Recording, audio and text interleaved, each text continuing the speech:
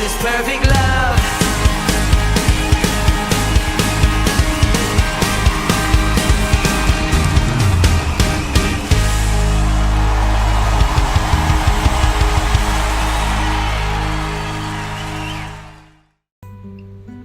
Shalom Bapak Ibu Saudara yang terkasih di dalam Tuhan.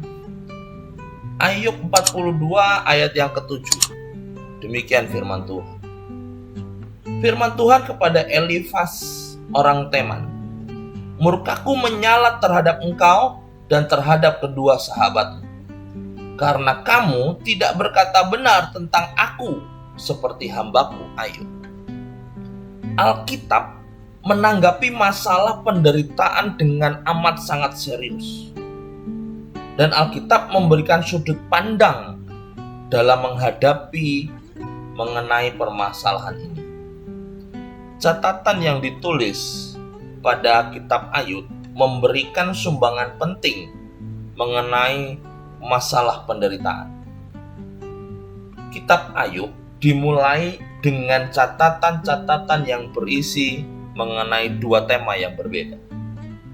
Tema yang pertama berisi mengenai kebenaran, keluarga, dan kekayaan Ayub.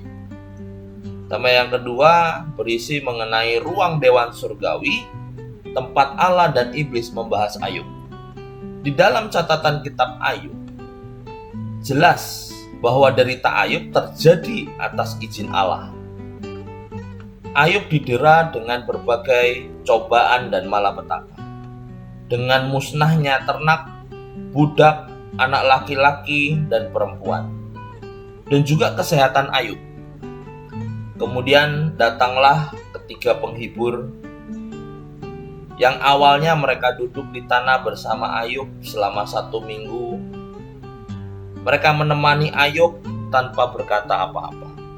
Sebenarnya akan amat sangat lebih baik apabila mereka terus berdiam diri dan menemani Ayub. Tapi ternyata satu persatu mulai keluar suara. Mereka mulai menyuarakan pandangan mereka. Pandangan dengan ortodoksi yang mereka selalu ulangi secara terus-menerus. Bahkan mungkin bisa dibilang sampai memuakkan. Yaitu dengan kata-kata menyudutkan bahwa Ayub menderita karena dosa-dosanya.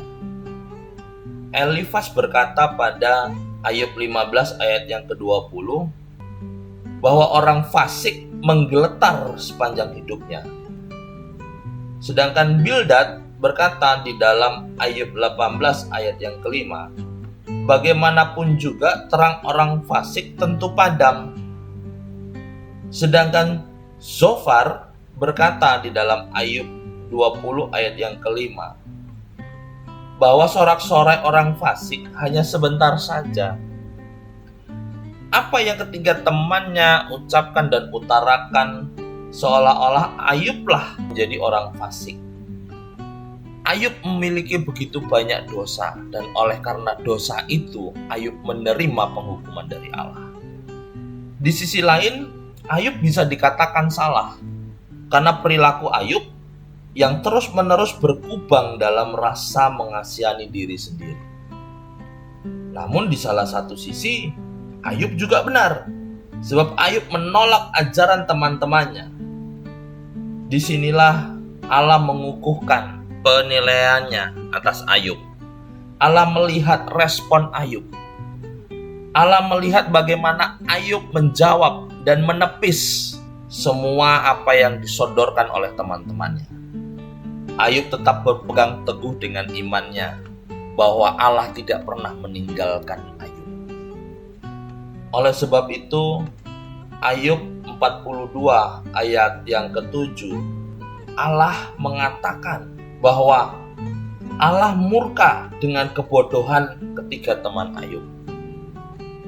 Di dalam hal ini amat sangat penting bagi kita untuk mendalami dalam memahami kebenaran-kebenaran Alkitab. Melalui kitab Ayub, kita diberitahu, jangan kita sekali-sekali mengutip ucapan para penghibur yang seolah-olah dan seakan-akan berasal dari firman Allah. Sebab apa yang mereka ucapkan belum tentu kebenarannya. Di dalam apa yang mereka ucapkan, di dalam apa yang mereka pikirkan, terkadang mengandung kebenaran dari diri mereka sendiri. Mereka tidak mengacu pada kebenaran hakiki. Mereka tidak mengacu pada kebenaran Allah. Oleh karena apa yang mereka ucapkan itu dibuat untuk dibantah, bukan untuk dibenarkan.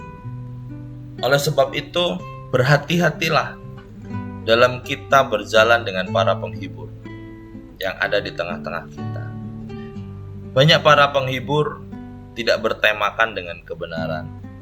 Banyak para penghibur yang bertemakan mengutip dari kebenaran.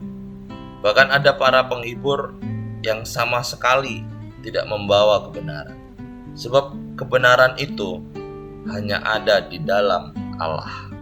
Sebab satu-satunya kebenaran yang hakiki adalah iman kepada Kristus Yesus, Tuhan Allah kita. Tuhan Yesus memberkati.